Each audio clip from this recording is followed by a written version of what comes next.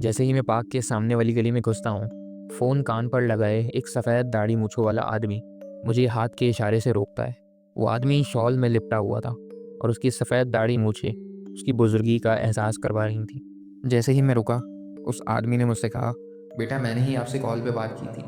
आप ये इतनी देर कहाँ रह गए थे? कब से मैं आपका इंतज़ार कर रहा हूँ। उस वक्त मेरी सांस में सांस आई और मैंने जैसे ही मुंह खोला फ़ौरन उन्हें बता दिया। वो अंकल, उस गली में कुछ है। मैंने कुछ देखा। वो बहुत लंबा था। उसकी आवाज़ बहुत अजीब सी थी। अस्सलाम वालेकुम हुज़ैफ़ा। मेरा नाम रोहेल है और मैं कराची में अपनी बाइक पर बाइकिया चलाता हूँ और रात में एक रेस्टोरेंट के बाहर फूड डिलीवरी बॉय का काम भी करता हूँ। ये दिन की बात है जब मैं लेट नाइट तक डिलीवरी का काम कर रहा था। उस दिन मुझे काफ़ी लेट हो गया था और रात के तकरीबन 3 बज चुके थे जब रेस्टोरेंट बंद होना शुरू हो गया था। उस टाइम मेरे पास एक डिलीवरी का ऑर्डर आया। ऑर्डर सिंपल था, 2 लार्ज पिज़्ज़ा और 1 लीटर कोल्ड ड्रिंक। इत्तेफाक से उस वक्त दूसरा कोई भी डिलीवरी बॉय उस रेस्टोरेंट के बाहर मौजूद नहीं था। सब या तो अपनी आखिरी डिलीवरी लेकर घर जा चुके थे या फिर छुट्टी करके घर की तरफ रवाना हो गए थे। इतनी देर में होटल का मैनेजर मेरे पास आता है और मुझसे पूछता है कि तुम ये डिलीवरी कर लोगे या फिर ऑर्डर कैंसिल कर दें। मैं पहले तो उस ऑर्डर की लोकेशन चेक करता हूँ। लोकेशन सुरजानी अब्दुल्लाबाद की थी और मेरा घर गालिबन उसी रूट के करीब पड़ता है। बस मुझे अब्दुल्ला मोड़ से थोड़ा सा अंदर की तरफ जाना था। मैंने सोचा कि डिलीवरी करके वापसी पर घर चला जाऊंगा और मैनेजर को बोल दिया कि भाई आप ऑर्डर पैक करवाएं, मैं डिलीवरी करता हुआ घर चला जाऊंगा। लेकिन आज रात जो मेरे साथ होने वाला था, अगर उसके बारे में मुझे कोई भी अंदेशा होता तो मैं किसी भी सूरत वो डिलीवरी करने का ऑर्डर नहीं लेता। खाना तैयार होने पर किचन बॉय ने ऑर्डर लाकर मुझे थमा दिया। मैंने अपने डिलीवरी वाले थर्मल बॉक्स में, जो मेरी बाइक के पीछे लगा हुआ था, उसमें सारा खाना रखा और अपनी बाइक स्टार्ट करके नॉर्थ से सुरजानी की तरफ चल पड़ा। रात के वक्त ट्रैफिक बहुत कम होता है, या यूँ कहें कि ना होने के बराबर होता है। सड़क पर अंधेरा, कहीं कहीं जलती हुई स्ट्रीट लाइट्स और 60 की स्पीड पर तेज़ रफ्तारी से चलती हुई मेरी बाइक। ठंड का ये आलम था कि मैंने शूज़, दस्ताने और जैकेट पहनी हुई थी। मैंने सर पे हेलमेट भी पहना हुआ था, लेकिन ठंड इतनी थी कि अभी भी बाइक चलाते हुए मुझे हेलमेट के अंदर अपने चेहरे पर सर्दी महसूस हो रही थी। दिसंबर के आखिरी दिनों की ठंड अक्सर इंसान की हड्डियों में उतर जाती है और उसे बीमार कर देती है। कोई 10 मिनट के सफ़र के बाद मैं अब्दुल्ला मोड़ से अंदर आबादी की तरफ अपनी बाइक को टर्न करते हुए निकल गया। उनकी दी गई लोकेशन पर पहुंचा और लोकेशन पर पहुंचने के बाद ऑर्डर करने वालों को कॉल की। कोई 3 से 4 रिंग जाने के बाद एक भारी आवाज़ वाले बुज़ुर्ग आदमी ने कॉल उठाई। बेटा आप डिलीवरी वाले हो? मैंने कहा जी अंकल, आपका ऑर्डर लेकर आया हूँ और लोकेशन पर खड़ा हूँ, बताइए कहाँ आना है। जवाब में वो मुझसे कहते हैं, बेटा आप कहाँ खड़े हो? मुझे नज़र नहीं आ रहे अपनी गली के पास। मैं आसपास नज़रें दौड़ाता हूँ। सामने एक बंद परचून की दुकान होती है जिस पर बोर्ड पर नाम लिखा होता है। मैं उस परचून की दुकान का नाम पढ़कर उन्हें बताता हूँ। सामने से वो जवाब देते हैं, अरे बेटा, लगता है बच्चों ने लोकेशन गलत डाल दी है। आप एक काम करो, जहाँ आप खड़े हो ना, उसके बराबर में देखोगे अपने सीधे हाथ की तरफ तो एक पार्क होगा। एक काम करना, उस पार्क से घूमकर दूसरी तरफ आ जाओ, जहाँ पर उस पार्क का गेट है। ठीक उस गेट के सामने वाली गली में मेरा घर है, आप वहाँ आ जाओ। मैंने कहा कि ठीक है अंकल, ये पार्क के साथ एक पतली सी गली जा रही है सीधी सीधी, मैं बिल्कुल इससे निकल कर सामने आपको नज़र आ जाऊंगा। अब मेरा ये कहना था कि उन अंकल की आवाज़ में थोड़ी सी लड़खड़ाहट पैदा हुई। उन्होंने अजीब से लहजे में मुझसे कहा कि अरे बेटा आप वो गली मत लो, आप एक काम करो, दूसरी तरफ से घूम कर आ जाओ। रात का वक्त है, सुनसान गली है, अच्छा नहीं होता। ये कहकर उन अंकल ने फ़ोन काट दिया। पहले तो उनकी ये बात मुझे थोड़ी सी अजीब लगी कि यार सीधी सीधी गली है, सामने से रास्ता जा रहा है, अंकल मुझसे कह रहे हैं कि मैं घूम कर उनकी अपोजिट साइड पर आकर उनसे मिलूं। इससे बेहतर ये नहीं है कि मैं सीधा सीधा इस गली में से चला जाऊं और मेरे जाने पर अंकल को क्या ही पता लगेगा। ये सोच के मैंने अपनी बाइक को किक मारी, स्टार्ट किया और अपनी बाइक उस पतली सी तंग गली में डाल दी। अंकल ने खामखा मेरा रास्ता लंबा करने की कोशिश करी थी। ये सोच दिमाग में रखते हुए मैं बाइक चला ही रहा था कि उस पतली गली में थोड़ा सा आगे जाकर ही मेरी बाइक ने झटके लेने शुरू कर दी। मुझे लगा कि या तो मेरी बाइक का पेट्रोल ख़त्म हो गया। लेकिन फिर मुझे याद आया, अब्दुल्ला मोड़ से टर्न होने से पहले जो पेट्रोल पंप पड़ता है, उससे मैंने अपनी बाइक में पेट्रोल भी डलवाया था। और इतना सारा पेट्रोल इतनी जल्दी तो ख़त्म होने से रहा।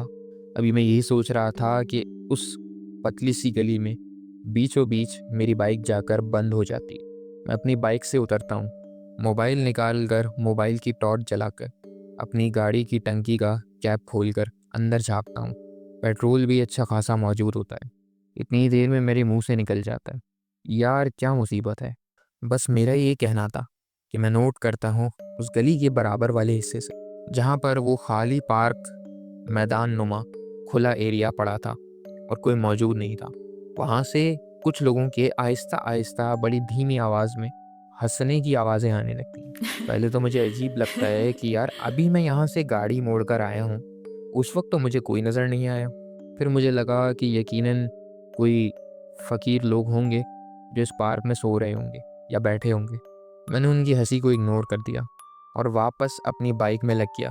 मैंने 3-4 मरतबा अपनी बाइक को किक मारी, लेकिन बाइक थी कि स्टार्ट होने का नाम ही नहीं ले रही थी। इतनी देर में मेरे फ़ोन की दोबारा रिंग बजती है। मैं फ़ोन उठाता हूँ तो वही अंकल जिनके पास मुझे डिलीवरी करनी थी सामने से पूछते हैं, अरे बेटा आप आए नहीं, कहाँ रह गए? जवाब में मैं उनसे कहता हूँ, अरे अंकल कुछ नहीं, बस मैं ये गली में आया था और मेरी बाइक बीच गली में बंद हो गई। अब मैं बस बाइक स्टार्ट कर रहा हूँ और आपके पास पहुँच रहा हूँ। बस मेरा ये बात कहना था। अंकल का नरम लहजा एकदम से ही गुस्से में बदल गया। अंकल ने मुझसे बड़ी अजीब तरह से बात की, बेटा मैंने तुमसे कहा था उस गली से मत आना, तुम क्यों गए वहाँ? पागल वागल तो नहीं हो गए हो? फ़ौरन उस गली से निकलो। पहले तो मुझे उनका लहजा अजीब सा लगा, लेकिन फिर मैंने चुपचाप उनसे कहा कि ठीक है अंकल मैं बस आया। ये कहकर मैंने फ़ोन रख दिया और अपनी बाइक को लिए पैदल पैदल ही उस गली को पार करते हुए निकलने लगा। गली खासी लंबी थी, यूं समझ लें कि जितना लंबा वो पार्क था उतनी ही लंबी बराबर से गुजरती हुई वो गली थी। गालिबन शायद इसीलिए बनाई गई थी कि पूरा पार्क घूमकर क्रॉस करने से अच्छा इंसान सीधा रास्ता लेकर पार्क को क्रॉस करके दूसरे रोड पर निकल जाए। अभी मैं अपनी बाइक लेकर थोड़ा पैदल चला ही था कि वो हंसने की आवाज़ें आहिस्ता आहिस्ता मेरे करीब आने लगी, मानो वो आवाज़ें मेरे साथ साथ चल रही हैं। मुझे ये थोड़ा सा अजीब लगा, लेकिन मैंने इग्नोर किया और मैं चलता रहा। अभी मैं उस गली से बाहर निकलने ही वाला था कि उस गली के अंदर ही कोई चीज़ मेरी बाइक के आगे से बहुत तेज़ी से भागी। मुझे ऐसा लगा कि जैसे कोई आदमी मेरी बाइक की रोशनी के आगे से गुजरा है, लेकिन मैं उसे देख नहीं सका। मैं थोड़ा सा घबरा गया क्योंकि इस गली में मेरे और मेरी बाइक के अलावा कोई मौजूद नहीं था। अगर थे तो सिर्फ़ और सिर्फ वो लोग जो उस पार्क में बैठे हंसी कह कहे लगा रहे थे। पहले तो मैंने मोबाइल की टॉर्च जलाकर सामने बची हुई गली को देखा। रास्ता ज़्यादा लंबा नहीं था, मैं उस गली के एंड पर पहुंच गया था, लेकिन मेरे इतने करीब से ये क्या चीज़ अचानक गुजरी थी ये मुझे ठीक से न दिखा था न मैं समझ पाया। अब मुझे डर लगने लगा था। अंकल का मुझे फ़ोन पर इस तरह डांटना, इस गली में हंसी कह कहो की आवाज़ें आना और फिर मेरी बाइक के आगे से किसी इंसानी हिवले का इतनी तेज़ी से गुजर जाना मुझे हैरान कर रहा था।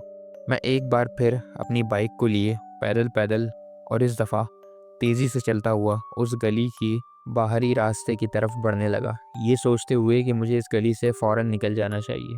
कि इतनी ही देर में मेरे बिल्कुल पीछे से, बिल्कुल मेरे कान के पास आकर किसी ने मुझसे कहा। वो आवाज़ मेरे कानों के बहुत करीब से आई थी और वो आवाज़ सुनकर मैं तकरीबन उछल गया था। मुझे समझ नहीं आया था कि ये आवाज़ जो कि इतनी खौफनाक है वो किसकी है और मेरे इतने करीब कोई कैसे पहुंच गया इतनी जल्दी। लेकिन जब मैंने पीछे मुड़कर देखा तो मेरे पैरों तले ज़मीन निकल गई। मेरे पीछे उसी गली के दाखिली रास्ते पर जहाँ से मैं बाइक लेकर एंटर हुआ था, वहाँ पर एक 10 से 12 फीट का साया नुमा जेट ब्लैक हिवला खड़ा था। जब मैंने गौर से देखा तो उस हिवले के पैर नहीं थे, वो बस हवा में लहरा रहा था। ना कोई आंखें थी, ना कोई चेहरा था। पूरा सर से लेकर पैर तक सफ़ेद, मानो कोई सर से लेकर पैर तक काली चादर में ढकी हुई चीज़ ज़मीन से ऊपर उड़ रही थी। और उसका 10 से 12 फीट लंबा कद देखकर मेरे जिस्म में खौफ फैल गया। मेरी रीढ़ की हड्डी बर्फ़ की तरह जम गई।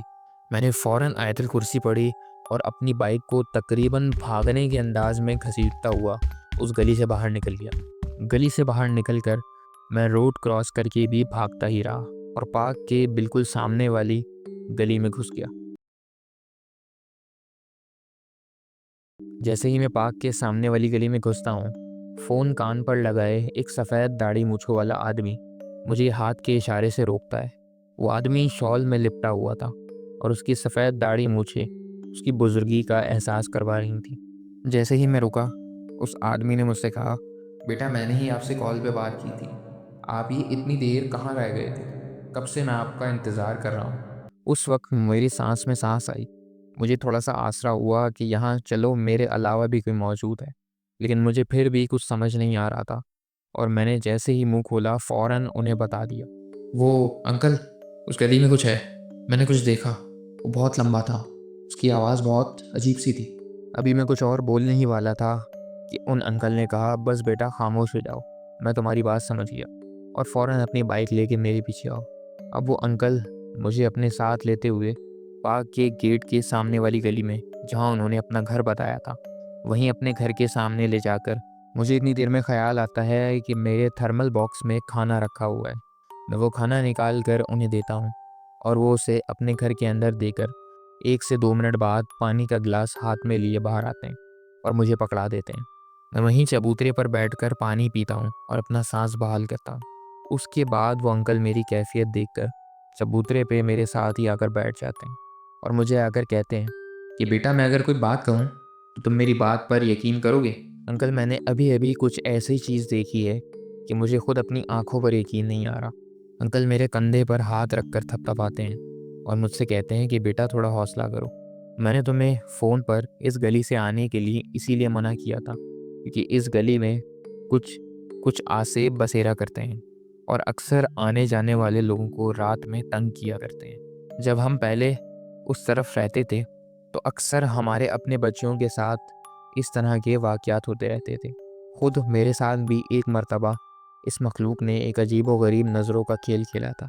इसीलिए मैंने तुमसे फ़ोन पर रिक्वेस्ट की थी कि इस गली को छोड़कर पार्क घूमकर दूसरी तरफ से मेरे घर आ जाओ। लेकिन औरों की तरह तुमने भी अपना फ्यूल बचाने के चक्कर में अपनी जान का जोखिम मोल ले लिया और इस गली में चले गए।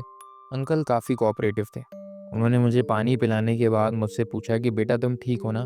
तुमसे बाइक चल जाएगी? या तुम कहो तो मैं अपने बेटे से बोलता हूँ, वो तुम्हें तुम्हारे घर छोड़ आएगा।